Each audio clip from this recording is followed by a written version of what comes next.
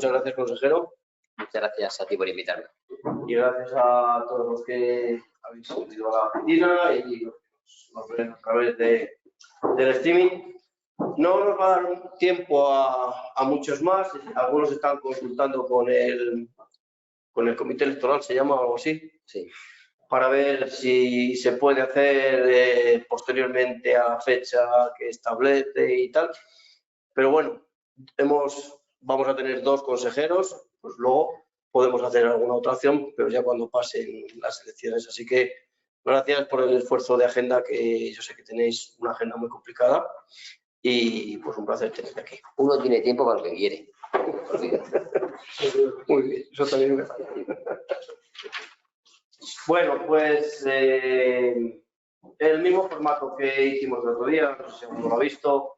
Vamos a hacerle al consejero una serie de preguntas. Previamente te voy a dar la palabra, Antonio, para que cuentes así brevemente las líneas generales del plan de acción de estos años y luego entraremos en temas concretos donde ahí ya podrás explayarte convenientemente.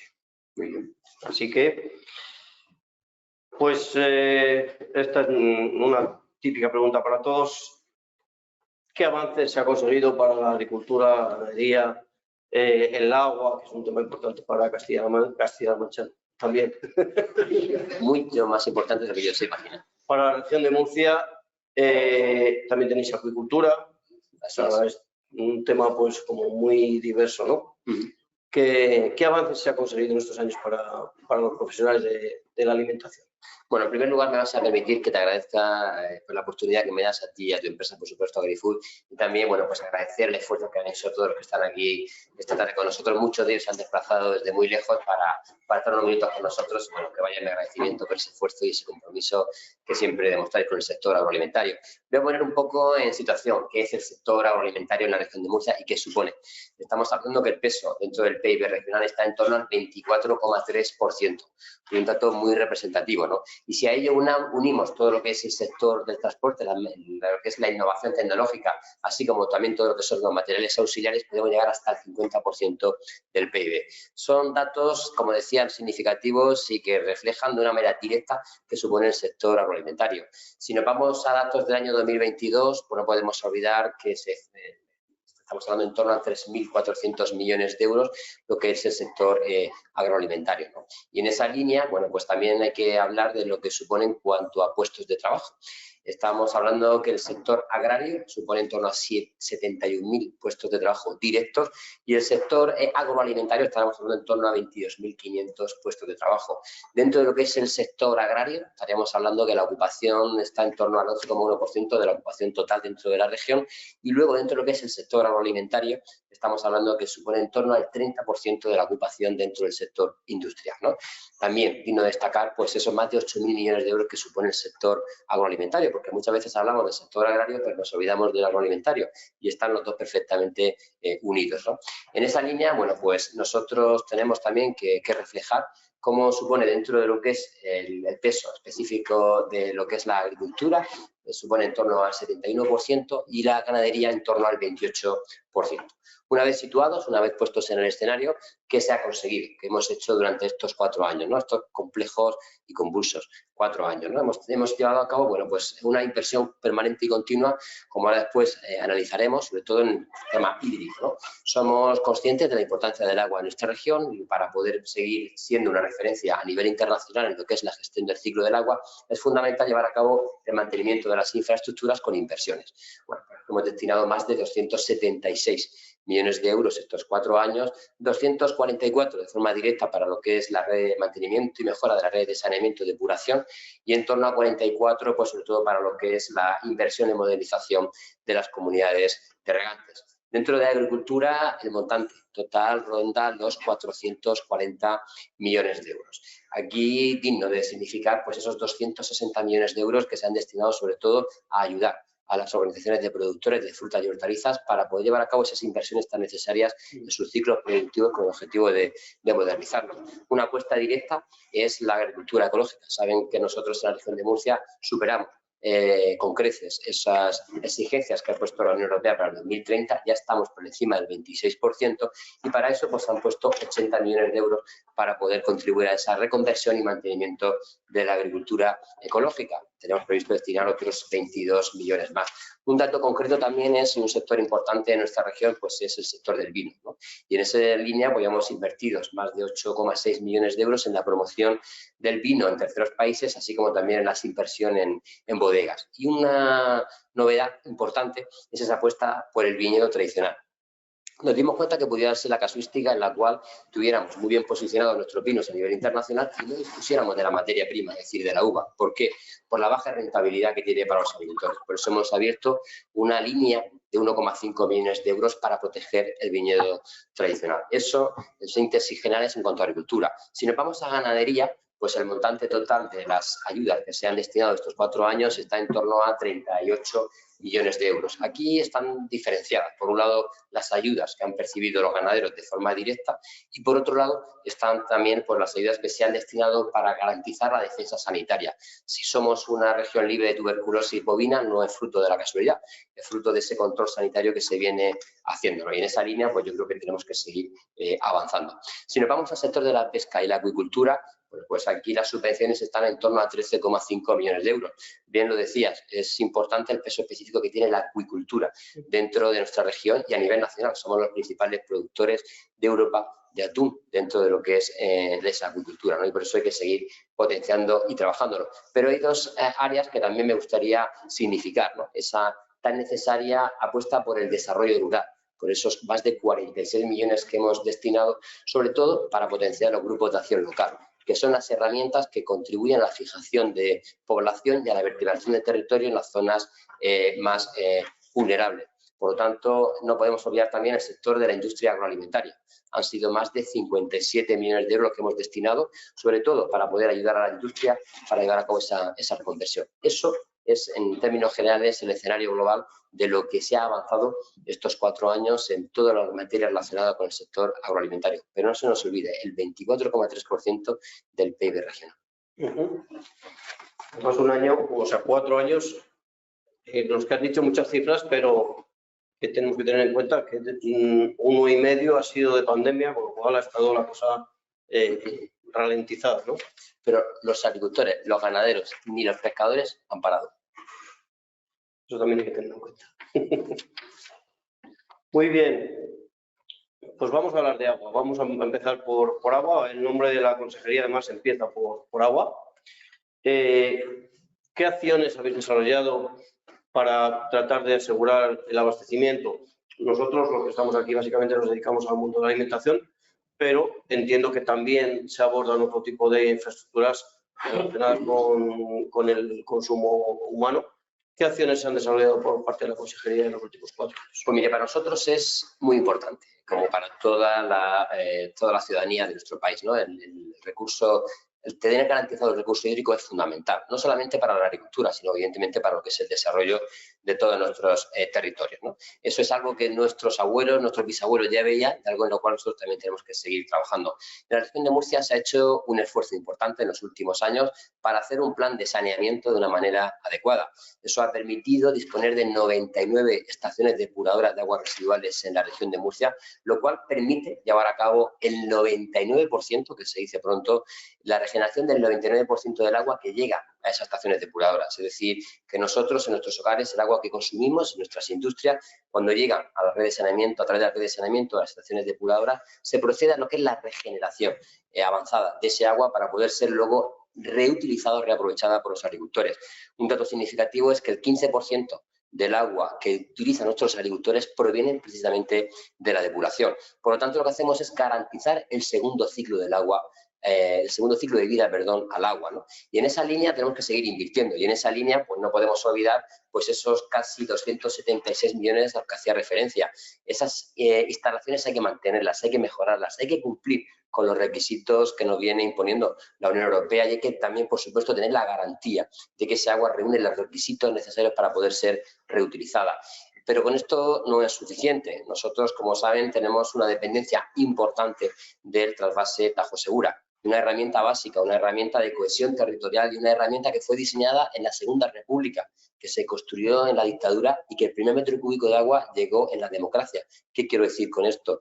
Que independientemente del carácter político que había en nuestro país, se entendía que era una herramienta básica y necesaria para garantizar el desarrollo de un territorio. ¿Y por qué se hizo? Se hizo para evitar que la gente emigrara. Desde el Levante hacia otras zonas, ¿no? Ahora, ¿qué ocurre? Que estamos siendo testigos de cómo el gobierno de España está tomando decisiones, y me van a permitir que utilice estos términos porque es verdad, arbitrarios, sectarios, y está utilizando criterios que se alejan de la técnica y del conocimiento.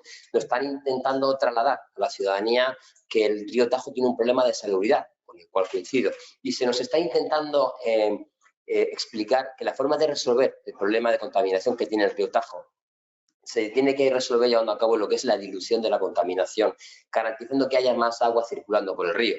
Lo que están trasladando es que apenas subiendo 2 centímetros el caudal de agua que circulará por el río a su paso por Aranjuez va a contribuir a la mejora ecológica del río.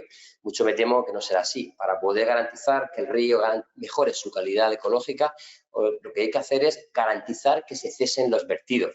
Nosotros, en la región de Murcia, tuvimos una experiencia parecida con el río Segura, de ahí ese plan de saneamiento que hicimos. Y por eso pedimos que nos escuchen y, por supuesto, que trasladen ese conocimiento y esa técnica que se ha desarrollado en la región de Murcia. ¿Para qué? Para garantizar que no haya ningún tipo de vertido en el río Tajo. Son más de 100.000 empleos directos los que están en juego, más de 300.000 de forma indirecta, y peligra más del 15,6% de la superficie de regadío en nuestro territorio.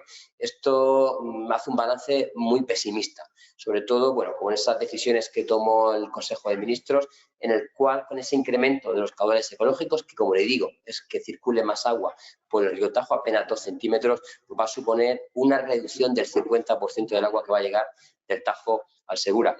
En términos globales, en nuestra región tenemos unas necesidades hídricas de en torno a 1.400 hectómetros cúbicos. De trasvase Tajo Segura llegaban 300, ahora llegará a la mitad. Y fíjense ustedes, frente a 1.400, 300, pero es que tenemos más necesidades, y es esa dependencia que tenemos importante de poder extraer agua de los acuíferos. Y como bien saben, el 2027 es un año vital. A partir del 2027 estará prohibido llevar a cabo la extracción de agua de los acuíferos que están declarados como sobreexplotados. Por lo tanto, no tenemos ninguna alternativa adecuada al trasvase, porque si bien se nos ha dicho que la alternativa al trasvase es la desalación, lo que pone escrito en el Boletín Oficial del Estado es que la desalación es una alternativa para cumplir 2 objetivos. Primero, para poder compensar a las comunidades de regantes que están infradotadas, es decir, no podemos olvidar que la dotación de agua en una comunidad de regantes en la región de Murcia puede estar en 1.500, 2.000 metros cúbicos hectárea, frente a otras comunidades donde puede haber una dotación muy, muy superior. Y, en segundo lugar, para poder compensar a esas zonas que dependen exclusivamente de los acuíferos que están declarados como sobreexplotados. Por lo tanto, en materia de agua es un tema para nosotros fundamental, vital. Hemos hecho un trabajo importante en modernización de regadíos. En esta legislatura, como decía antes, bueno, pues son más de 28 millones de euros que se han invertido en modernización. Seguimos trabajando junto a los agricultores para aplicar esa agricultura sostenible de precisión, aplicar el agua y el fertilizante exacto que necesita la planta en cada momento. Pero ya no podemos reducir más el consumo. Necesitamos como mínimo esa dotación del trasvase Tajo Segura para poder también garantizar que la calidad del agua, que tanto que sale de las depuradoras como de otras fuentes, pues reúna los requisitos para poder garantizar que los cultivos se hagan de una manera totalmente óptima. Y una pregunta que me surge así ahora, que puedo escuchar en mi casa, en cualquiera de las casas de los que nos están viendo, con la desalación, que antes los precios se decía que muy altos y que no daba para regar cultivos. ¿Eso cómo está ahora? ¿Se puede llegar a poder utilizar este tipo de agua procedente de desalación? ¿A cuánto se paga? ¿Interesa o no interesa al agricultor? Mire, el agua desalada actualmente en nuestra región llega a la zona perimetral, cercana al mar, ¿no? De forma evidente. El coste medio de la producción de un metro cúbico de agua está en torno a 1,20 euros metro cúbico. Yo le preguntaría a cualquier agricultor qué se puede producir pagando el agua a 1,20 euros metro cúbico, ¿no? Y en ese sentido, lo que nos ha puesto el Gobierno de España recientemente encima de la mesa es una subvención para bonificar el precio del agua desalada. No hay nada peor que para una agricultura que es rentable que obligarla a que dependa de forma directa de una subvención, cuando tenemos fuentes de agua, los cuales no dependen o necesitarían esa dependencia económica, ¿no? Entonces, esa subvención no la pagamos nosotros, ¿no? Todos nosotros. En ese sentido, es muy peligroso esa deriva que se está tomando. No obstante, tampoco podemos obligar que hay una ley, la Ley 1/2018, la cual ya indicaba que el agua desalada tendría que tener un precio máximo de 0,30 euros metro cúbico. Mientras que no se consiga desarrollar la técnica necesaria para poder reducir el coste para la obtención de ese tipo de agua que sea adecuada para los cultivos, sin olvidar que hay elementos como el boro y otra serie de elementos químicos que contiene el agua que perjudica para ciertos cultivos, pues por desgracia hoy no es una alternativa. Es un complemento adecuado y necesario, pero no es una alternativa. Pero seguir trabajando. A seguir trabajando. Murcia es básicamente huerta, pero hay otro tipo de explotaciones. ¿Qué se ha hecho a nivel de mejora de explotaciones para ayudar a los agricultores a producir de una manera más rentable, que puedan en estos momentos tan complicados, puedan ser competitivos? ¿Qué tipo de acciones han desarrollado estos 4 años? Bueno, pues se ha trabajado en diferentes líneas. Por un lado, bueno, pues esa ayuda dentro de lo que son las organizaciones de productores de fruta y hortalizas, esos 260 millones de euros que decía antes, pues ha permitido a nuestros agricultores pues contribuir sobre todo lo que es el coste de esas grandes inversiones que han tenido que hacer para poder mecanizar procesos, optimizar y evidentemente reducir costes de producción, ¿no? También apostamos por el cooperativismo, es fundamental, ¿no? Es una herramienta básica para poder garantizar lo que es la concentración de la oferta y evidentemente para poder ser todavía más competitivos, ¿no? También se ha llevado a cabo una inversión importante en cuanto a modernización de explotaciones agrícolas y ganaderas. Se han destinado esta legislatura en torno a 13,4 millones de euros precisamente para ayudar a esos agricultores y ganaderos para mejorar sus explotaciones, para poder adaptarse a los diferentes requisitos que se vienen imponiendo día a día, ¿no? Y tenemos previsto sacar en los próximos días otra nueva convocatoria, en este caso por valor de 8 millones de euros, para poder también contribuir a esa mejora de las explotaciones agrícolas y ganaderas. También, junto a ello, la tercera línea en la que se está actuando, bueno, es un tema que nos preocupa bastante, ¿no? Y es el relevo generacional, esas ayudas para jóvenes agricultores. Hoy se ha publicado en el Boletín Oficial de la Región de Murcia la ayuda para la incorporación de jóvenes agricultores. Hemos incluido, sobre todo de la mano de las organizaciones agrarias, diferentes aspectos para hacerlas más atractivas, ¿no? Hemos pasado desde 22.500 euros, que era el importe que venía recibiendo un joven agricultor o ganadero cuando se incorporaba a la actividad. Bueno, pues hay una serie de escalones hasta llegar a poder recibir en torno a 60.000 euros para poder llevar a cabo esa nueva incorporación. Otra medida que contribuye. Pero no solamente son medidas económicas. Hay una herramienta que también requiere un análisis importante y es el seguro agrario. Esa herramienta que deberían de utilizar nuestros agricultores y ganaderos para poder garantizar disponer de la renta agraria en caso de una inclemencia climatológica, y que en nuestra región estamos siendo testigos de cómo cada vez menos gente la contrata. Y en ese sentido, bueno, pues pedíamos a Enesa que aceptara una propuesta de modelo de seguro agrario que le pusimos encima de la mesa, que trabajáramos de manera coordinada en un grupo de trabajo para poder definir el modelo de seguro agrario que necesitamos en nuestra región. Si bien es cierto que hemos hecho un esfuerzo importante, saben que somos una comunidad autónoma que somos la peor comunidad autónoma en cuanto a financiación autonómica. Se ha hecho una inversión importante pasando de 2019, que apenas se destinaban 500.000 euros para ayudar a los agricultores y ganaderos en la contratación del seguro agrario al costear el importe de sus primas, a pasar hasta 4,4 millones de euros que hemos destinado en 2023, ¿no? Eso es un claro compromiso de nuestro presidente por ese seguro agrario. Pero es que hemos también cambiado el modelo de seguro agrario. Hasta el año pasado, cuando uno contrataba el seguro agrario, podía solicitar la ayuda de la parte autonómica en el momento en el que lo contrataba. ¿Qué ocurría? Pues que no todo el mundo lo hacía. ¿Qué hemos hecho nosotros? Cambiar el modelo con el objetivo de que cualquier tipo de agricultor o ganadero que contrate su seguro agrario puede ser beneficiario de la parte autonómica en el momento en el que lo contrata, sin necesidad de solicitarlo. Por eso hemos pasado de más de en torno a 1.500 las solicitudes que había el año pasado a más de 5.000. Y también pues, nos ha permitido abrir nuevas líneas de ayuda, también evidentemente pues, para la ganadería. Se han incluido la flor cortada, las plantas ornamentales, los viveros, sectores que no podrían ser beneficiarios y, por supuesto, también la acuicultura como como novedad. Y ya le digo que también una cantidad importante de líneas de ganadería para poder ayudar a ese sector que lo está pasando realmente mal. Pudiera pensarse que la PAC no es importante en una región, pues como bien dice el consejero, que no se basa en subvenciones, sino que se basa en una agricultura productiva y rica. Pero sí es importante, y sobre todo también por lo que ha dicho antes de los grupos de desarrollo rural y el segundo pilar de la PAC, ¿no? ¿Estáis contentos con el PEPAC y con el resultado de la negociación de esta nueva política agrícola común? Bueno, durante estos 4 años, como saben, hemos sido testigos de diferentes direcciones por parte del Ministerio en cuanto al diseño del PEPAC, ¿no? Se nos vendía como que iba a ser una PAC disruptiva, en la cual se iba a acabar con ese trato tan diferente que había frente a comunidades autónomas, frente a regiones, y sin embargo, bueno, pues la realidad ha sido muy distinta. Al final se trata de una PAC continuista, ¿no? Nos preocupaba en primer lugar el hecho de que se intentara obviar que había un recorte de base, ¿no? De más de un 10%, y se intentaba explicarnos que nos hablaban de precios constantes, precios corrientes, no sé si recuerdan aquellos, ¿no? Aquellos debates inertes, ¿no? Por no decirlo de otra forma, ¿no? Bueno, entonces, ¿qué es lo que nos preocupa a nosotros? A nosotros nos preocupa que hay sectores concretos los cuales necesitan de esa PAC, ¿no? Y si nos vamos al principio básico de qué es la PAC, ¿no? Porque mucha gente dice, ¿qué es la PAC? ¿Qué es la PAC? ¿No?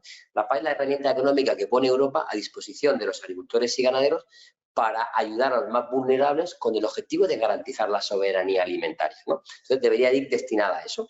En nuestra región, ¿qué es lo que nos preocupa? Nos preocupa fundamentalmente 2 sectores que han sido muy maltratados con esta PAC. Uno de ellos, los frutos secos, y otro de ellos, la ganadería.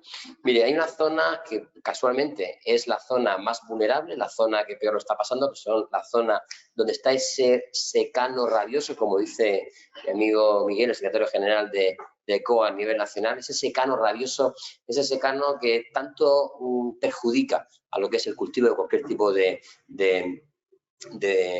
variedad dentro de lo que es la zona del noroeste de nuestra región, en el altiplano. Bueno, pues van a dejar de percibir una cuantía importante dentro de lo que es la nueva PAC. La hemos cuantificado en torno a 75 millones de euros menos los que se van a percibir, ¿no? Y luego un dato importante también es la ganadería. La ganadería, nosotros en nuestra región no tenemos prácticamente ganadería extensivo porque no hay pastos, ese pequeño detalle. No llueve, certificación, no hay pastos, pues no hay ganadería extensivo, ¿no?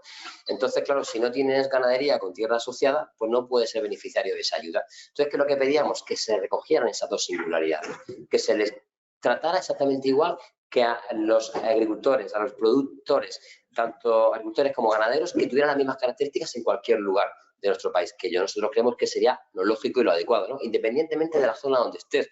Usted tiene un tipo de cultivo, usted tiene un tipo de características, pues usted percibe lo mismo aquí o en Zamora, o usted percibe lo mismo en Granada que en Tarragona, exactamente igual, ¿no? Pues sin embargo no ha sido así. Entonces, ¿qué hemos tenido que hacer nosotros? Bueno, pues dentro de lo que se denomina segundo pilar, ¿vale? Dentro de lo que es el PDR, pues compensar, ¿no? De esa forma, bueno, pues hemos sacado una línea para poder ayudar a las zonas con limitaciones naturales y zonas de montaña para poder compensar a esos ganaderos. Probablemente no será suficiente, pero evidentemente pues hemos tenido que hacer un esfuerzo, quitarlo de otras partidas con el objetivo de poder ayudar a esos agricultores y ganaderos. Por lo tanto, ¿contentos con la PAC? No, pero es que esto no es ninguna novedad, es que ya se lo dijimos. Yo se lo dije, de hecho, yo voté en contra del PEPAC en su momento en el Ministerio y advertíamos de lo que venía.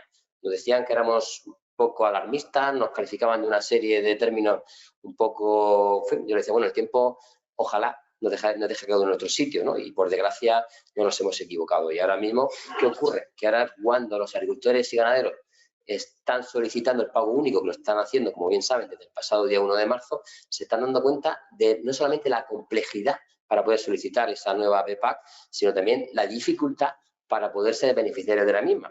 Porque se nos hablaba de los ecoregímenes, ¿no? Una herramienta básica para poder garantizar lo que es el equilibrio y el compromiso medioambiental. Se han definido 8 y de los 8 en nuestra región se puede aplicar muy poquitos. De hecho, hay sectores concretos en los cuales no se puede aplicar ni uno, ¿no? Entonces, cuando tú te pones a explicarle a un agricultor de secano, ese secano rabioso, que para poder cultivar sus almendros necesita hacer un tratamiento adecuado del suelo, porque si no, no puede garantizar que haya un movimiento radicular suficiente, que haya oxigenación y que permita lo que es el movimiento de la savia por el árbol, y le diga que para poder recibir una cierta parte económica no va a poder labrar, va a decir, pero sé que si no labro se muere el árbol. Entonces hay una controversia importante y en ese sentido lo que le hemos pedido al Ministerio es que se acerque, que analice, que vea exactamente no solamente la complejidad de aplicarlos, sino que pueda percatarse y evidentemente formar parte con el objetivo de mejorar esos ecoregímenes y pueda recoger las singularidades de nuestra tierra. Bueno, la PAC es como la norma del ibérico. Nunca todo el mundo queda contento o nadie queda contento. Vamos a la industria cárnica, que es importante también en la región de Murcia, con una ganadería potente, pero una industria, como hablábamos, muy importante, tanto para lo que es la producción nacional, pero también para la exportación. ¿Qué tipo de acciones se han desarrollado tanto para defender, promover la ganadería, como ayudar a la integración con la industria alimentaria? Bueno, en la ganadería ha ocurrido algo muy curioso, ¿no?, esta legislatura. Hemos sido testigos de cómo ha habido un ministerio, el Ministerio de Consumo, el cual de manera continua y permanente, yo creo, con el objetivo de poder trasladar a la sociedad que existía el ministerio ese, sinceramente tengo mi opinión sobre eso, se lo he dicho también al ministro, no es que me oculte, y creo que ha causado un daño, un perjuicio irreparable. Con esas campañas para desincentivar el consumo de carne, con esas campañas para intentar trasladar a la sociedad que está provocando una afección importante al medio ambiente, creo que eso fue lo que motivó pues ese desencadenamiento de esa enorme burocracia que está afectando de forma directa a la ganadería y ese desinterés por parte de lo que es la ciudadanía en cuanto al sector ganadero, ¿no?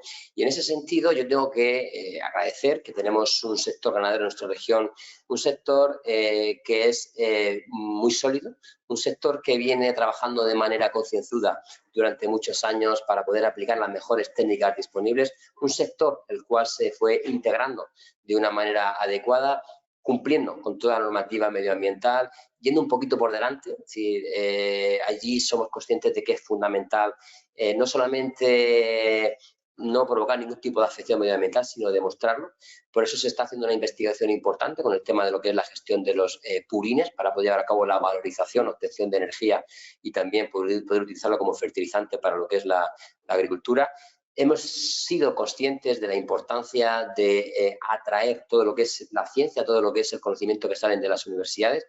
Por eso impulsamos un máster de porcinotecnia con el objetivo de poder atraer todo el talento que sea de la universidad, de la Facultad de Veterinaria, y por eso también es importante destacar pues la implicación que han demostrado todas las empresas que han colaborado de una forma directa para que todos esos alumnos también puedan acercarse a las granjas, ¿no? Y como decía antes, esa apuesta por las agrupaciones de defensa sanitaria, ¿no? Bueno, pues hemos destinado más de 2 millones de euros para ayudarles en esos sistemas de control y de vigilancia. Actuamos en dos frentes. Por un lado, de una manera preventiva y por otro lado, evidentemente, de manera correctiva en caso de que hubiera algún tipo de caso, de algún tipo de virus o algún tipo de afección, ¿no? Los sistemas de control están funcionando de una manera excepcional. Hay una coordinación perfecta entre lo que es el veterinario que está en granja con lo que es, por supuesto, todos los controles que tiene la administración y asimismo, bueno, pues con todo lo que son los veterinarios externos, ¿no? Por lo tanto, hay un equilibrio adecuado para poder garantizar. Y de ahí, bueno, pues que ese reconocimiento que recientemente obteníamos en cuanto a la declaración de libre tuberculosis en la región de Murcia, en este caso de bovino, ¿no? No podemos estar relajados, tenemos que seguir trabajando con prudencia y evidentemente pues ayudándoles. Evidentemente, bueno, pues esas líneas que yo decía anteriormente que también van a ir incluidas para la ganadería, tanto en incorporación de jóvenes como de modernización, ayudarán, contribuirán a la mejora del sector ganadero. Un sector, como decía, que requiere de una especial atención y evidentemente si queremos seguir manteniendo esa independencia, en este caso cárnica, necesitamos pues seguir apostando por él. Y hay un equilibrio perfecto con lo que es la industria cárnica y en ese sentido, bueno, pues tenemos algunas de las industrias cárnicas más importantes de nuestro país en nuestra región que siguen apostando por la puesta en valor de esa magnífica carne que se produce en nuestra región. Decía hace muchos años mi profesor Jaime Lamo de Espinosa que, hablando de cítricos, pero en cualquier otro cultivo de nuestro país, que era básica la integración y la colaboración con la industria alimentaria. Allí en Murcia, yo concretamente he estado en 2 fábricas de zumos, 2 de las más grandes, pero mires donde mires, al vino, a cualquier otro producto, se tiene que producir esa, como diría alguien que está por aquí, esa integración, esa colaboración entre la producción y la industria, ¿no? ¿Cómo se está tratando? Hablaba hace poco con una persona que parece que cada uno vamos a lo nuestro y no nos entendemos. ¿Cómo se está tratando de unir y de hacer trabajar a los sectores juntos y en la misma dirección? Mire, la clave está aquí sobre todo en lo que es la integración. Es decir, la integración, es decir, el sector agrario, el sector ganadero debe de ver al sector agroalimentario como un elemento más, ¿no? Es decir, si eso no ocurre, pudiera darse la problemática de lo que los productos que se obtienen en sus explotaciones y no reúnen las características organolépticas para poder ser utilizados, para poder comercializarse en fresco, pues pasarían a ser un residuo y por lo tanto pasaría a ser pues un coste hacia el productor. Sin embargo, la industria lo que hace es llevar a cabo la valorización de esos subproductos, la utilización de esos alimentos con el objetivo de poder, bueno, pues darle una utilidad superior. Y en esa línea es en la que tenemos que seguir invirtiendo. Antes hablábamos de esos 57 millones de euros que hemos destinado estos 4 años para potenciar la industria agroalimentaria. Pero es que hay un dato muy potente y es que en la última convocatoria que hemos hecho hemos recibido 72 solicitudes de industria agroalimentaria. Se prevé una inversión en torno a 160 millones de euros. Por lo tanto, tenemos un sector, una industria agroalimentaria muy viva, una industria alimentaria que tiene mucho potencial y es fundamental ese enlace, ¿no? Aquí tenemos entre nosotros al presidente de la interprofesional del limón y el pomelo, una interprofesional que viene trabajando de una forma seria, sobre todo para poder garantizar que se le dé una utilidad adecuada al limón que no reúne las características para poder ser exportado en fresco.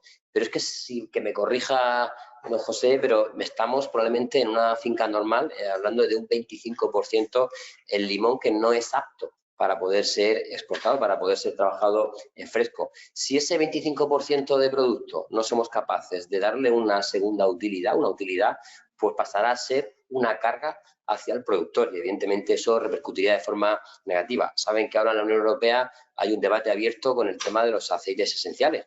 Los aceites esenciales afectan de forma directa al limón y a las plantas aromáticas. ¿Qué nos preocupa a nosotros? Que la catalogación de aceites esenciales como producto químico pudiera provocar pues un cierto clima de rechazo hacia lo que es los aceites esenciales. Y eso provocaría ni más ni menos que el hundimiento de un sector importante como es el del limón o las plantas aromáticas. Estamos en un momento crucial dentro de lo que es la Comisión Europea y evidentemente junto a la interprofesional estamos trabajando para sensibilizar a nuestros compañeros de la Unión Europea de la importancia de mantener el sector y evidentemente de que no tiene ningún tipo de afección negativa. Por eso esa sinergia, igual que esto podríamos hablar de 1000 casos más. Y por supuesto hay que seguir apostando, pues como decía antes, por el cooperativismo y por la unión, porque la unión hace la fuerza. Y en nuestra región lo tenemos muy claro. Aquí da igual que seas agricultor, que sea ganadero, que sea de una industria agroalimentaria, que sea de la distribución, da exactamente igual. Aquí somos todos los mismos y cumplimos el mismo objetivo, que es el de producir alimentos y alimentos de calidad. Hablabas del tema de la dimensión, que es un mal, vamos a decir, general en toda España, la escasa dimensión de la industria alimentaria. ¿Qué habéis hecho desde la consejería para tratar de animar a mejorar esa dimensión, a incrementarla, que eso potenciará sus márgenes y su rentabilidad? En primer lugar, ayudarles a sufragar los costes que necesitan para poder optimizar procesos, para poder mecanizar todo lo que son las diferentes líneas, para automatizarlas, para poder reducir los costes de producción, ¿no? Eso en primer lugar. Luego se han abierto convocatorias de ayuda de forma permanente, sobre todo para esa apuesta por las energías renovables. Eso también reduce de forma importante la dependencia energética, no más en una región como la nuestra, donde las horas de sol son abundantes. Y evidentemente también con esa apuesta por lo que es la internacionalización, ¿no? En ese sentido, bueno, pues venimos haciendo campañas de promoción con el objetivo de poder poner en las principales ferias de muestra internacional los productos que se obtienen en nuestra región, tanto agrarios como, por supuesto, de la industria agroalimentaria.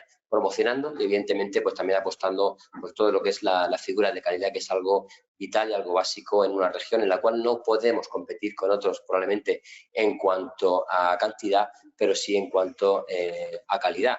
Pero es muy importante un dato. Antes nos decía, cuando hablamos de trasvase Tafosegura, no podemos olvidar que el 71% de las hortalizas que exporta España y el 30% de las frutas que exporta España se riegan con agua de trasvase Tafosegura. Por lo tanto, por mucho que apostemos por la digitalización, por la mejora de procesos, por la optimización, si no tenemos ese recurso básico, pues por desgracia no podremos cumplir con el objetivo básico, que es el de alimentar a Europa. Han mencionado a las denominaciones de origen, que es un tema que a mí pues, me gusta mucho de siempre. La gente puede no saber que tenéis vino, queso, arroz y muchos otros productos allí comparados por figuras de calidad. ¿Qué hacéis también para potenciar estos productos que al final también son o es una manera de diferenciarse en los mercados nacionales e internacionales? Claro, nosotros efectivamente, como bien decía, ¿no? Tenemos 8 denominaciones de origen en la región de Murcia, tenemos 3 de vino, Jumilla, Yecla y Bullas, tenemos también 2 de queso, tenemos una de arroz, el arroz de Carasparra, tenemos una de pimentón, el pimentón de Murcia, y tenemos otra de pera, la de Jumilla, ¿no? Aparte de esas 8 denominaciones de origen, pues, bueno, pues tenemos diferentes indicaciones geográficas protegidas, ¿no? La última que obtuvo ese reconocimiento precisamente fue el melocotón de Cieza. No podemos olvidar que también hay 2 de vino, bueno, y una de melón, ¿no? ¿Cuál es nuestro objetivo? Nuestro objetivo es apostar por esa figura de calidad. Y en ese sentido, bueno, pues hemos invertido en estos 4 años en torno a 1,4 millones de euros para poder ayudar a los consejos reguladores en su labor, no solamente de control, de formación al agricultor, sino también de promoción de esos productos, ¿no? Les acompañamos a esas ferias y, por supuesto, ayudamos también para garantizar que no haya ningún tipo de input que pudiera perjudicar lo que es la libre comercialización de lo que son los productos con denominación de origen. Nuestra apuesta es firme por la defensa de esa denominación de origen porque consideramos vital. Esta mañana precisamente presentábamos en Murcia pues esas jornadas que se van a celebrar del 24 al 27 de junio de este año, las cuales, bueno, pues dentro de lo que es la asociación Origen España, bueno, pues van a congregar a más de 80 agrupaciones, en este caso de denominaciones de origen, IGP, de todo nuestro país, para celebrar su asamblea general, y estáis, ¿no? Para celebrar su asamblea general y también esas jornadas técnicas. De esa forma, ¿qué nos permite? Pues analizar. Una de las reuniones que yo tenía con el ministro de Consumo precisamente fue, bueno, pues mi queja por ese sistema de clasificación que pretendían con el Nutri-Score, ¿no? Que castigaba precisamente pues a productos con denominación de origen. ¿Por qué? Porque resulta que los catalogaba de una forma inadecuada, ya que no, debido a la rigidez que tienen para poder obtener esos productos, no podían flexibilizar lo que es la obtención, todo lo que es el proceso para la obtención del producto, como se han hecho otra serie de productos que probablemente no sean tan saludables. Entonces, que uno vea, porque uno fuera testigo de que el queso o el jamón, productos básicos incluidos dentro de la dieta mediterránea, fueran de los peor tratados dentro del sistema Nutri-Score, pues yo creo que requería una reflexión, ¿no? Y por eso se lo pedíamos también tanto al ministro de Consumo como al ministro de Agricultura que intercediera con el objetivo de tener un sistema de clasificación que fuera objetivo y evidentemente que garantizara que esos productos bajo denominación de origen, bueno, pues tuvieran ese adecuado tratamiento.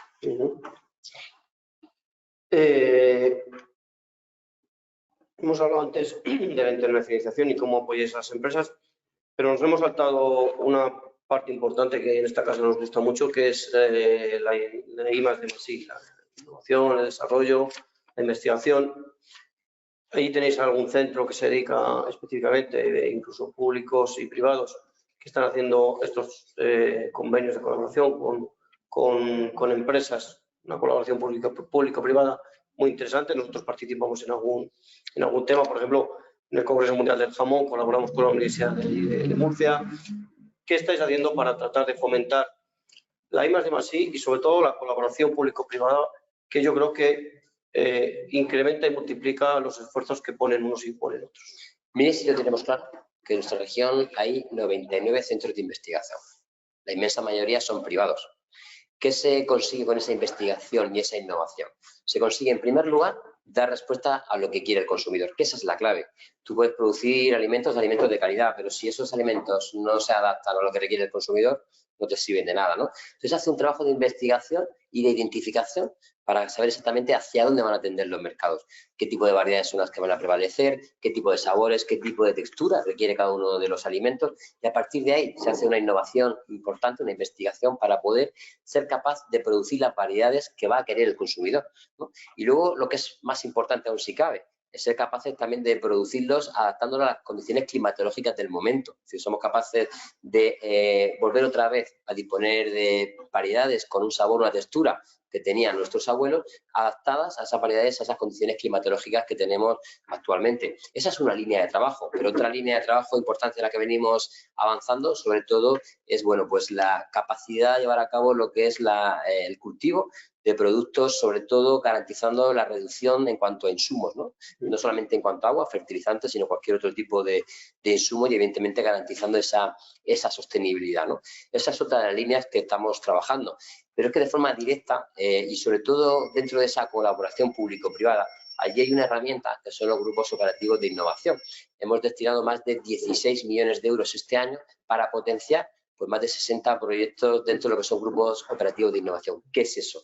Eso es una agrupación en la cual hay un centro de investigación, en la cual hay algún tipo de asociación o agrupación. Aquí tenemos al presidente de Apuesta, el principal productor de frutas de nuestra región y de uva, y aquí también se une pues lo que es un grupo de investigación, como decía, una asociación y un productor.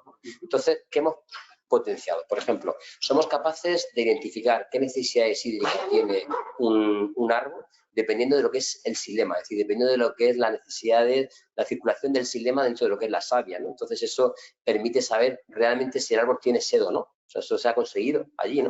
Hemos conseguido, bueno, entre otras, estamos desarrollando un sistema de mecanización que nos va a permitir llevar a cabo la recolección del pimentón, un sector que tiene un problema de mano de obra importante. Bueno, pues para poder potenciarlo vamos a reducir los costes de la manipulación, ¿no? Y bueno, y también se ha trabajado bastante, sobre todo con lo que es la siembra del arroz. La verdad es que dentro de lo que es Calaspara, dentro de lo que es la producción de arroz, se están haciendo diferentes ensayos con el objetivo de poder garantizar la reducción de aplicación de fertilizantes, de fitosanitarios y, por supuesto, también para poder ser capaces de fomentar esa productividad dentro de lo que es el arroz. Esos son apenas unos ejemplos, pero estamos obsesionados con eso. Un dato importante, no solamente trabajamos en innovación e investigación, sino en transferencia de conocimiento.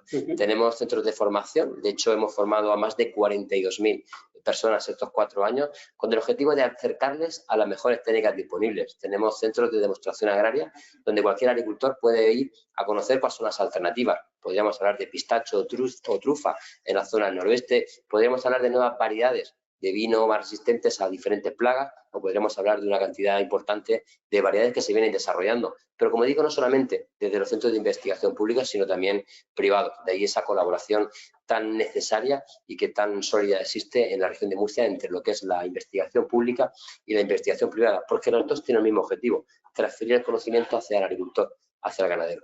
16 millones al año, es mucho dinero, ¿eh? Muy bien.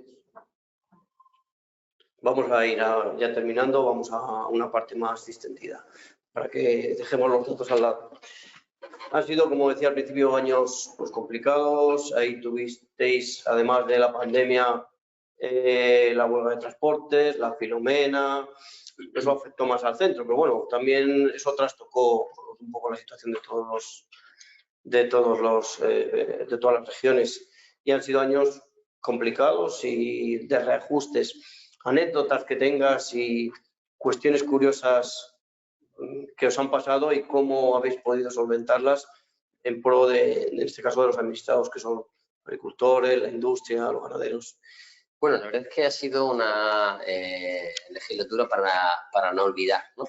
De hecho, a los pocos días de llegar éramos testigos de esa propuesta, de esa hoja de ruta que publicaba el Ministerio con el objetivo de producir la reducción del trasvase Tajo Segura. Eso nos ha condicionado toda la legislatura, ¿no? Porque ha habido unos recursos muy importantes que hemos tenido que destinar, sobre todo pues, para ir evitando que el Gobierno de España hiciera lo que finalmente ha hecho, que ha sido llevar a cabo ese recorte de trasvase. Pero es que muy poquitos meses después de empezar la legislatura, pues en septiembre del 2019 tuvimos una dana importante, probablemente la dana más importante de los últimos 100 años. Apenas un mes después, bueno, pues tuvimos un episodio medioambiental importante en una de las principales atractivos medioambientales de nuestra región, como es el Mar Menor. Eso también, bueno, conllevó un impasse importante. Vamos avanzando en el tiempo y nos meteríamos a principios del año 2020, ¿no? Donde estaban nuestros agricultores y ganaderos en las calles, reivindicando precios justos, garantía de recursos hídricos y una cosa muy importante que no se nos puede olvidar, ese reconocimiento social, ¿no? Es decir, ese reconocimiento que necesitaban. No habían concluido las manifestaciones cuando entramos en pandemia, que digno de reconocer y de recordar que los agricultores y ganaderos abandonaron sus reivindicaciones en el minuto 1 y se dedicaron a seguir produciendo alimentos, seguir recolectando, porque no podemos olvidar que es la primera pandemia en la historia de la humanidad en la cual no ha habido hambre, no ha habido problemas de desabastecimiento y ha sido gracias a nuestro sector, ¿no? A los agricultores y a los ganaderos. Pero es que seguimos avanzando y nos encontramos que hemos tenido diferentes episodios climatológicos que han afectado de forma importante. Esa huelga de transportes a la que hacía referencia también condicionaba el Brexit. No se nos olvide que hemos sufrido el Brexit. No se nos olvide que hemos sido testigos de esa política arancelaria que tanto ha limitado lo que son las exportaciones a países como Estados Unidos, unido, como no, pues a esa limitación que teníamos ya para poder llevar a cabo la exportación a Rusia. Porque es curioso, que dentro de lo que es el acuerdo entre Rusia y la Unión Europea, bueno, pues castigaban una vez más al sector primario. O sea, no castigaban a otros sectores, castigaban al sector primario. Luego llegó, en fin, no podemos olvidar, por supuesto, la invasión de Ucrania por parte de Rusia, lo cual afectó de forma directa, ¿no? Pero es que antes de eso, 6 meses antes de que se produjera eso, éramos testigos de quizás el problema energético más importante del último siglo en nuestro país. Aquí se impulsó una política para llevar a cabo lo que es el acabar con lo que es el suministro de energía eléctrica a través de las centrales nucleares y provocó una dependencia importante energética de otros países. Y eso nos tendríamos que remontar, como les digo, hace ya más de 2 años en los cuales veíamos cómo subía de forma exponencial el precio de la energía, el precio de los fertilizantes, ¿no? Como decía, llegó la guerra, llegó el riesgo de desabastecimiento, llegó el incremento desorbitado del precio de los piensos, todo ello unido, como no puede ser de otra manera, el precio del agua debido a que allí en la región de Murcia hay una dependencia importante entre el agua y la energía.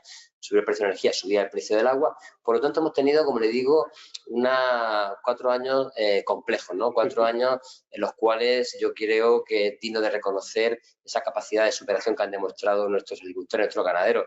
Pero es que entre medias también, bueno, pues veíamos aquí en Madrid cómo otra vez salían a la calle a reivindicar una vez más esos precios justos, esos recursos hídricos y ese reconocimiento social. Parece que a la sociedad ya se le había olvidado. Ya nada nos preocupa porque estamos siendo testigos de cómo va incrementando los precios de los alimentos. Solamente se habla del incremento del precio de los alimentos, no se habla del incremento de los precios de otra serie de productos, es curioso. Y aquí yo creo que deberíamos de analizar si todo esto se debe precisamente pues, a las diferentes políticas que se han ido estableciendo en los últimos años que han ido castigando tanto al sector primario. Pero es que hay un dato también que nos preocupa bastante y es que a finales del 2022, cuando parecía que ya lo teníamos todo semi-encaminado, nos encontramos con 19 reales decretos publicados en el Boletín Oficial del Estado, lo cual incrementa aún más, si cabe, todavía lo que es la carga burocrática y fiscal a nuestros agricultores y a nuestros ganaderos. Habrá que aplicarlo. El otro día preguntaba yo al ministro de Agricultura que por qué no se lleva a cabo una moratoria en cuanto a la aplicación de lo que es el cuaderno digital, porque el agricultor ya no tiene tiempo de cultivar, tiene que tirarse a mitad del tiempo en el despacho. Entonces, no podemos perder la percepción de la realidad, ¿no? Me decía que era algo obligatorio hace muchos años, algo de lo cual discrepo. Pero bueno, en esa línea, pues evidentemente, pues hay que seguir ayudándoles y poniéndoles herramientas, no cargas, ¿no? Y un tema importante, hemos sido testigos también estos años de cómo se lleva a cabo esa aprobación de la ley de residuos, ¿no? Ese impuesto al plástico que se impuso, ¿no? Que antes lo hablaba con Víctor Juste, algo que nos preocupa mucho, ¿no? Es decir, usted nos lleva a cabo una política de reducción del precio de IVA de los alimentos, algo que veníamos reivindicando hace muchos años. nos deja fuera a la carne, nos deja fuera al pescado, a los yogures, nos deja fuera al agua embotellada, ¿no? Cosa que no entendemos, le pedíamos que incluyera esa eliminación del IVA a esos alimentos, pero de forma paralela nos obligas a que no utilicemos plástico y nos impones un impuesto, ¿vale? Pero es que es curioso, porque no se han parado a analizar que hoy no hay alternativa a muchos productos para poder ser llevados a destinos muy lejanos. El plástico lo que te permite es garantizar que el consumidor a una semana, 2 semanas o incluso un mes de recorrido del producto, el consumidor pueda consumirlo teniendo la garantía de que mantiene el sabor, el gusto y, por supuesto, la textura de cuando fue manipulado el producto. Entonces, no tenemos alternativa a eso. Me parece curioso y, sobre todo, que la industria agroalimentaria ni siquiera ha terminado de amortizar pues esas inversiones que hizo en maquinaria, ¿no? Entonces, echábamos en falta pues una política que fuera orientada, primero, a incluir, a potenciar la investigación, identificar nuevos materiales para poder seguir avanzando, en lo cual se ha ido avanzando estos años, pero evidentemente también evitar ese impuesto al plástico que tanto daño está haciendo al sector agroalimentario en general. ¿Quieres que acabe la legislatura o seguimos? Porque con todos los líos que habéis tenido. Y los que nos quedan. Esto no ha terminado. Y lo que nos queda. ¿Estás satisfecho del trabajo realizado? ¿Qué te dice cuando vas por ahí a tus visitas en rotaciones o te reúnes con la industria de allí? ¿Estás satisfecho del trabajo que ha realizado tú y tu equipo estos 4 años? Mira, yo estoy contento porque he tenido la oportunidad de trabajar con un equipo cohesionado, un equipo responsable y un equipo profesional. Sí que es verdad que nos hemos enfrentado pues a retos importantes. Creo que en cierta medida se han intentado resolver todos. Probablemente algunos no con la celeridad que nos gustaría, por lo tanto yo en términos generales estoy contento. No por lo que te dicen, porque al final tú te acercas a la gente que te dice lo que tú quieres oír, que no suele ser la más objetiva, ¿no? No solamente en relación a eso, pero sí en cuanto a lo que vas percibiendo, ¿no? Entonces, pese a todas las dificultades que estamos teniendo, pues estamos siendo capaces de ir analizando una a una y, evidentemente, no caer en un totum revolutum, sino ir analizando y poniendo herramientas para poder ir resolviendo cada una de ellas. Por lo tanto, en términos generales, yo estoy contento de la legislatura, creo que ha sido satisfactorio, creo que el sector agroalimentario ha demostrado su experiencia, su responsabilidad y su compromiso. Sé que hay cierto desánimo, sobre todo en sectores que lo están pasando muy mal, sobre todo los más vulnerables, y en esa línea es en la que tenemos que centrarnos, ayudarles para poner herramientas para poder garantizar la rentabilidad de sus explotaciones. Hoy que se habla tanto de sostenibilidad, ese término tan subjetivo, ¿no?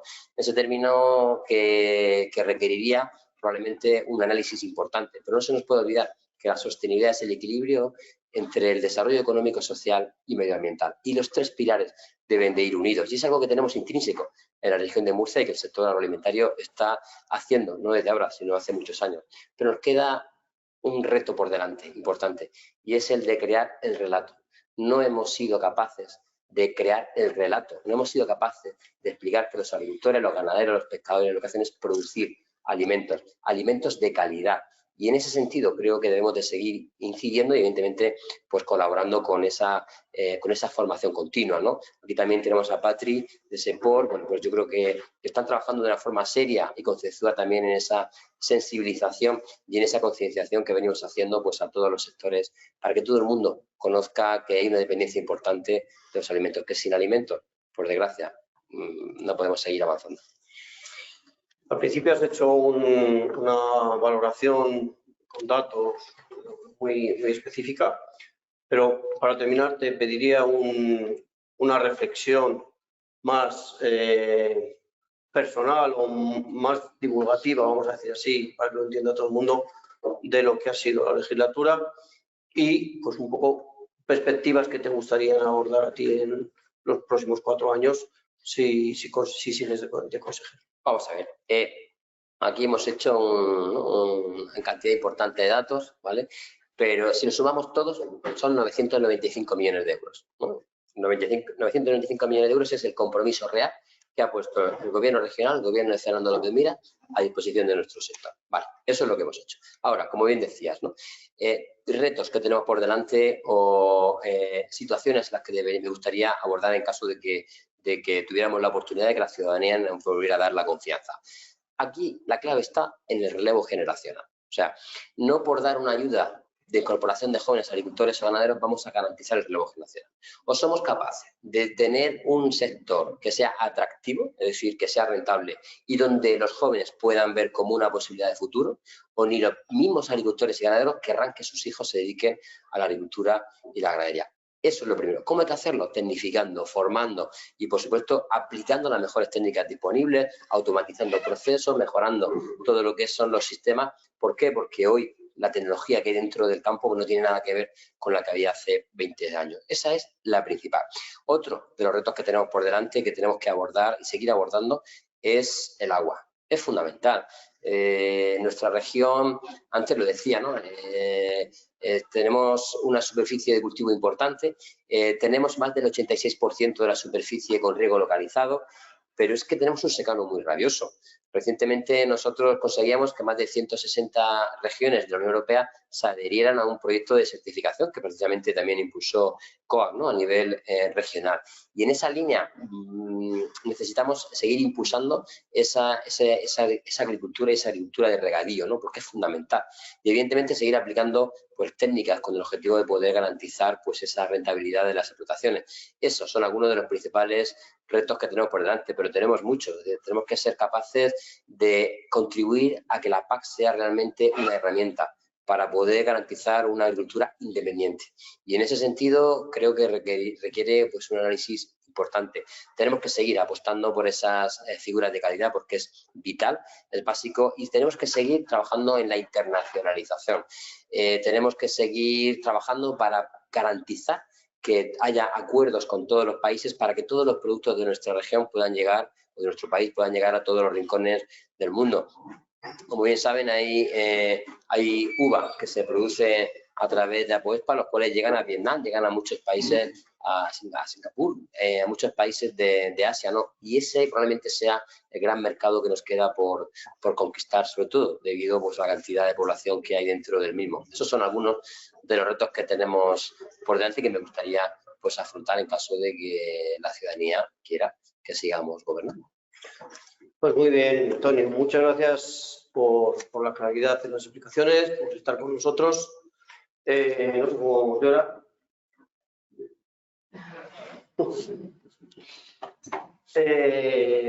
Si alguien quiere hacer algún comentario o alguna pregunta, pues tenemos 10 minutillos. Hola, Ricardo. Me gustaría supervisar el jefe de pesca de la Federación Empresarial de Pescadores de España. He llegado tarde, perdonadme, pero todavía he dicho que llegar antes. ¿Habéis hablado de pescar desde el pesquero? No lo suficiente. Me lo he perdido entonces. No lo suficiente. No, vamos a ver, el tema de pesca. Tema de pesca está... Es una nota que nosotros cogemos mucho de saber el sector alimentario y el sector agroalimentario, que se asocia muchísimo a la parte de agua. Hemos hablado de pesca, pero hay un dato que sí me gustaría... Es potente, o está potente también. Claro, totalmente, efectivamente. Y me voy a contar una anécdota, ¿no?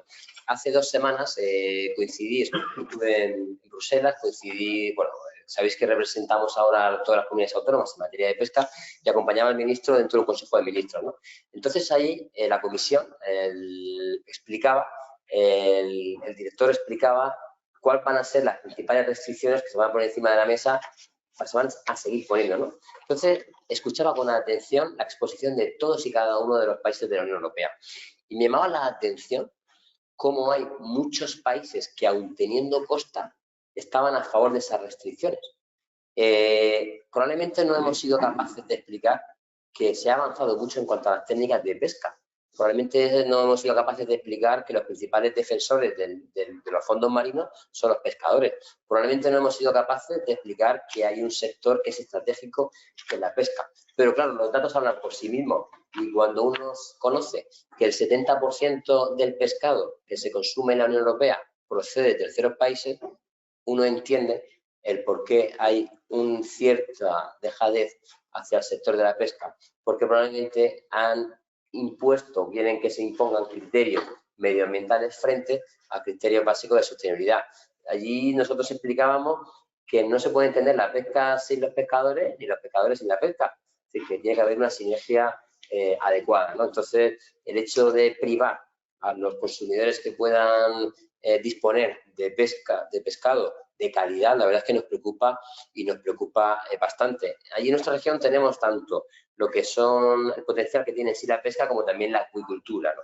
Y en ese sentido, bueno, pues yo creo que hay que seguir apostando por ello y evidentemente poniéndoles herramientas encima de la mesa. Con Fedepesca tenemos una colaboración muy cercana porque también queremos potenciar lo que son las pescaderías de barrio, algo que pues en ocasiones requiere también una atención, ¿no? Esos magníficos profesionales que están aquí, a pie de nuestras casas, y los cuales, bueno, pues sufren mucho para poder disponer del pescado de calidad que de proximidad, ¿no? En ese sentido, pues en el que hay que seguir trabajando. Vamos a seguir defendiendo con uñas y dientes el sector de la pesca, porque nos parece inaceptable el hecho de esas imposiciones que se le viene haciendo, con esas restricciones, y lo que es peor, que no se están haciendo análisis, no se está haciendo una evaluación. O sea, es que no se concibe, ¿no? Entonces, si no somos capaces de explicar que se están tomando cada vez más restricciones sin ver si hay mejoría o no dentro del medio, tenemos un problema. Y yo estando el otro día allí en Bruselas, escuchando, o sea, Francia estuvo muy bien, Portugal estuvo muy bien, Italia estuvo bien, y luego hay otros países que requieren una, ¿no? En fin, ya nos dirigiremos a todos ellos de una manera adecuada, ¿no? Cuando corresponda, pero yo me planteaba allí, ¿y si hacen esto con la pesca, qué va a pasar con la agricultura y con la ganadería? Si se está trasladando que la ganadería es el principal fuente emisora de no sé qué gases que está provocando no sé qué, llegará un momento en el cual probablemente tengamos que tener esa dependencia también de terceros países. Y si ocurre lo mismo con la agricultura, si alguien empieza a percibir que es mejor el puesto de producir, que da igual. Y aquí hay un tema que nos preocupa, y es que hay un país, que es Holanda, que probablemente se quiera convertir en la vuelta de Europa, pero no por la producción, por supuesto. Entonces, si no somos capaces de explicar que si estamos de acuerdo con las exigencias que se ponen medioambientales a los productores de la Unión Europea, lo único que pedimos es que las mismas exigencias, pero no solamente ambientales, sino sociales, se pongan o se impongan a productos que vengan de terceros países, y que trabajemos todos en igualdad de condiciones. Y en ese sentido, pues venimos pidiendo que se lleve a cabo ese incremento de los puntos de inspección fronteriza y esas cláusulas, cumplimiento de las cláusulas espejo. Creemos que ese es el objetivo. Si no, podríamos tener el problema en el cual tuviéramos esa dependencia alimentaria de terceros países. Ya he dicho antes, ya he recordado antes lo que nos ha pasado con la energía. Otra pregunta allí. Primero, un poco macro. Presenta, por favor. Sí, Jaime Programa, de P2 y Tecnología. ¿Cuál crees que sería un precio adecuado para la ganadería y también para la agricultura del metro cúbico del agua? ¿Y qué capacidad, o sea, cuál es la tasa de paro? ¿Qué capacidad ociosa habría de agro y de ganadería en la provincia de Murcia? O sea, la tasa de paro creo que es un 12, 13, ¿no? En agro es mayor, menor, en ganadería es mayor, menor. Mira, en cuanto al precio del agua, hay una disparidad importante. En nuestro país hay lugares los cuales no pagan por el agua y hay lugares donde se puede llegar a pagar 1,20 euros metro cúbico, como hablábamos antes, ¿no? Entonces hay una disparidad importante. ¿Cuál podría ser un precio adecuado? Pues evidentemente dependiendo de la producción. Por eso nosotros hablamos de la necesidad de que se haga un análisis a nivel nacional, que es la oportunidad que ha pedido el Gobierno de España. Si no quieren llamarle plan hidrológico nacional, que le llamen como quieran, da igual, pero es garantizar que los recursos hídricos lleguen a todos los rincones de nuestro país. Igual que ocurre con la energía. Nadie se plantea qué costes conlleva llevar a cabo el garantizar el suministro eléctrico en el barrio más recóndito que hay, en el pueblo más montañoso que tenemos. Nadie se plantea ni qué costes conlleva llevar la energía allí, ni qué infraestructuras son necesarias. Sin embargo, todos entendemos que tiene que llegar la energía allí, ¿no? Pues igual debería de ocurrir con el agua. Y pedimos a un precio armonizado.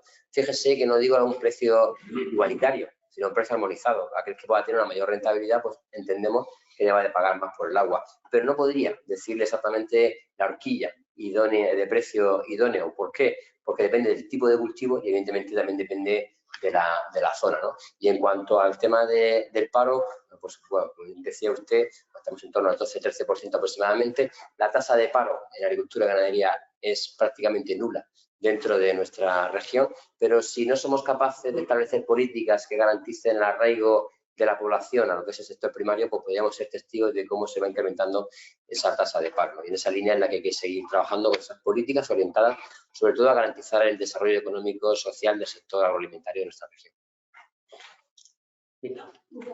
Mina Capullo, del sector de frutos secos, concretamente de dos asociaciones, Almendrave, Agrupación de Exportadores de Almendra y Avellana de España, y de Opuso, de la Asociación Nacional de Organizaciones de Productores de Frutos Secos y Algarrobas.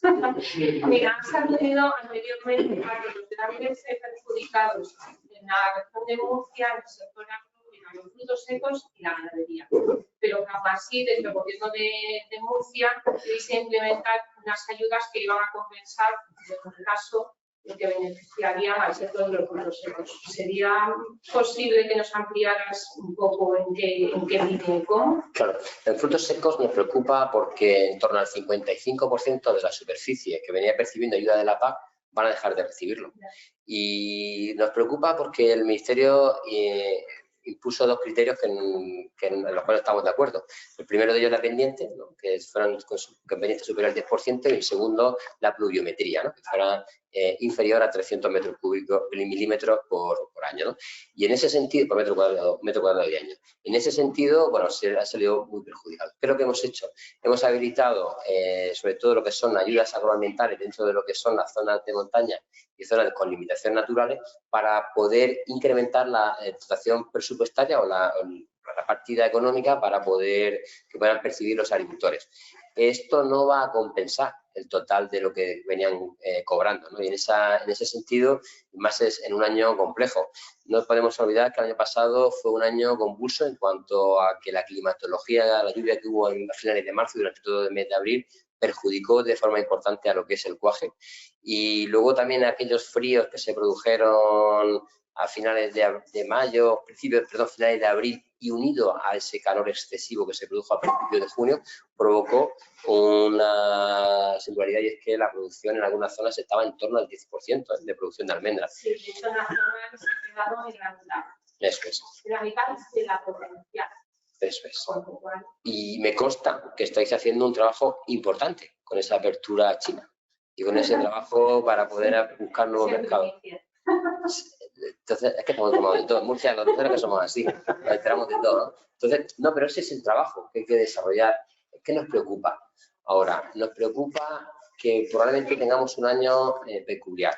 Probablemente haya una producción elevada de almendra en ciertos puntos de nuestro continente que pudiera generar, bueno, pues algún desplome del precio de la almendra. Por eso yo creo que es de celebrar pues ese trabajo que estáis haciendo, sobre todo para poder abrir nuevos mercados. Esa es la idea.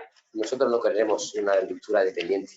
Nosotros queremos garantizar que los agricultores sean económicamente independientes, ¿no? Y por eso también estamos trabajando, sobre todo a través del Centro de Investigación, para la obtención de nuevas variedades que se adapten climatológicamente a ese secano tan rabioso que tenemos en nuestra región. Entonces, ¿y usted? Buenas tardes, consejero. Quería preguntar en relación con la situación actual que estamos viviendo con el precio de venta al consumidor de los alimentos, sabiendo que, bueno, pues tenemos unos elevados costes de producción, materias primas, energéticas, también la climatología, la sequía puede producir estragos también este año. La gran carrera inflacionista que estamos viviendo, hemos cerrado el índice alimentario en 16,6, creo que el jueves se publica el adelantado día de marzo, pero el Banco de España ya ha adelantado que a finales de diciembre de este año estaríamos con el 12% anual. Es decir, como se cerró en diciembre, un 12% más, ¿no? ¿Cuáles son las medidas prácticas y reales, al margen de utópicas y demagógicas y populistas, como tomar alimentos, que iría en contra del sector productor, que iría en contra de la industria alimentaria también? ¿Qué medidas considera que se podrían tomar para hacer más asequible el precio de los alimentos al consumidor, sabiendo que los alimentos valen lo que valen? y que tendremos que hacer pedagogía, formación e información al consumidor que los alimentos, si queremos también ser sostenibles con los productores, con la industria y con la distribución, cuestan lo que cuestan. Sus costes de producción más un beneficio lógico a cada uno de los eslabones. Es una pregunta muy interesante, ¿no? He estado viendo la cara de Pedro Barato, de Saja a nivel nacional, y me estaba diciendo, madre mía, qué jardín de ¿no? Pero me voy a recuperar un poquito, ¿no? Aquí se ha hablado mucho del ecológico, ¿no? Se ha apostado mucho por el ecológico. Antes hablábamos que en nuestra región hemos destinado en estos últimos años más de 80 millones de euros y vamos a seguir apostando por él. Pero el consumidor está dispuesto a pagar lo que cuesta el ecológico. Es decir, el consumidor sabe que hoy una agricultura convencional está muy próxima al ecológico, conoce las limitaciones que tiene en cuanto a la aplicación de fitosanitarios y en cuanto a la aplicación de materias activas e incluso en cuanto a la eficacia de las mismas.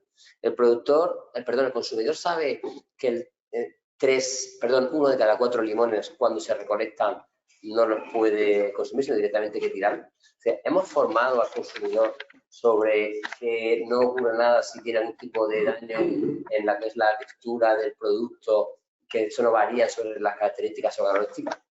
Esa reflexión yo la dejo ahí, que yo creo que es importante analizarla, ¿no?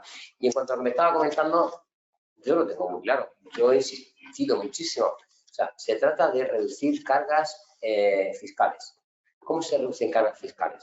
Pues se hace eliminando cualquier tipo de IVA. Pero no solamente sobre el IVA del precio de los alimentos cuando se compran por parte del consumidor, sino estamos hablando también de los insumos.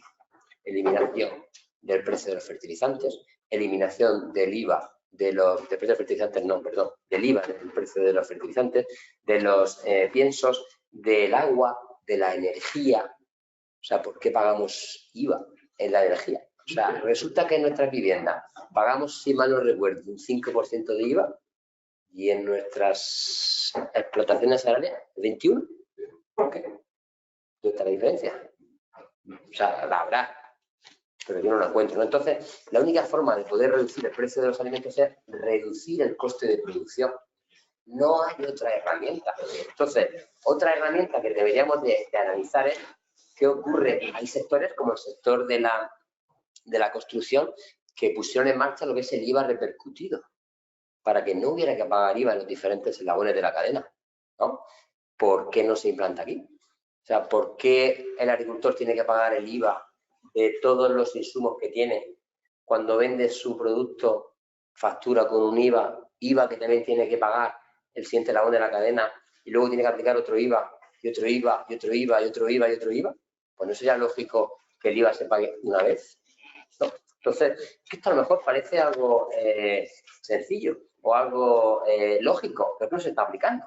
Entonces, y hay muchos pequeños y medianos agricultores y ganaderos que no tienen la posibilidad de llevar a cabo la repercusión del IVA, ¿no? Entonces, eso sí ayudaría de forma directa. Y evidentemente, pues hay que seguir llevando a cabo pues lo que es la sensibilización, porque si uno quiere de verdad que un producto tenga éxito, lo que tiene que hacer es consumirlo. Entonces, pongámoslo en valor, expliquemos los productos que se llevan a cabo, que se tienen en nuestro país y evidentemente pongámoslos en valor. Para mí, esa es la clave, pero fundamental, reducir los costes de producción. Se habla mucho de la digitalización, se habla mucho de todo lo que es la agricultura 4.0. Y eso está muy bien, pero ¿cómo se paga? Entonces, todo eso va a requerir un coste importante. Ahora con esa carga burocrática que estamos diciendo, el agricultor tiene que contratar al operador de no sé qué, al operador de no sé cuántas, no sé quién, bueno, vamos a ver, si tengo que contratar por un lado para que la certificación lo haga, porque si no, no puedo comercializar mi producto. Por otro lado, tengo que contratar a un señor que me sea mi asesor nutricional. Ya no me vale el perito que tenía contratado, ahora aparte tengo que tener aparte mi asesor para el tema de fitosanitario, aparte tengo que tener mi cuaderno digital, que está muy bien, pero ¿y cómo se paga eso? O sea, ¿hay algún sector en nuestra economía al cual se le esté imponiendo tanto y dándole tan pocas herramientas para poder adaptarse? Y lo que es peor, tan poco plazo de tiempo. Entonces, yo creo que para evitar que se produzca lo que algunos escriben por ahí como la venganza del campo, lo que tenemos que hacer es ser conscientes de lo que estamos, y digo, ¿quiénes estamos? Estamos con productores, con agricultores ganaderos que lo único que quieren es seguir haciendo lo que hacen. producir alimentos y alimentos de calidad y de una manera sostenible. Porque termino con esto, que yo creo que es una reflexión que deberíamos de analizar. O sea, ¿qué quiere el consumidor? Yo, ¿qué quiero? Quiero consumir productos saludables, ¿no? Quiero tener la garantía de que de esos productos, cuando se han obtenido, se han hecho de una forma sostenible, es decir, que no haya habido ningún tipo de afección al medio ambiente. Y quiero pagar poco, ¿no? Pues lo que primero te fijas es en lo tercero. Te vas al precio. Te vas al precio. Entonces, y a partir de ahí al otro te lo presupones. Presupones que es saludable porque está en el lineal de supermercado. Y sostenible porque son muy buenos. Pero por eso yo creo que es importante, bueno, pues que tengamos todas las mismas herramientas. Si no somos capaces de tener políticas que lleven a cabo lo que es la garantía de los productos de nuestro continente, tendremos un problema probablemente debido fundamentalmente a esa carga burocrática que están provocando un incremento exponencial de la producción de los alimentos. Y eso probablemente esté causando pues ciertas deslocalizaciones que luego probablemente con el tiempo pues lamentaremos. Bueno, yo solo apostaría que es la innovación y tecnología dentro del mundo del campo. Eso es lo que va a cambiar el paradigma. O sea, meter más innovación y tecnología es lo que hace falta. Todos los sectores están identificados, banca, seguro, y creo que el campo hay un recorrido enorme para poder competir. Le invito que venga a ver la agricultura de la región de Murcia. No, No queda muerto, que la vea. me refiero a la tecnología más básica.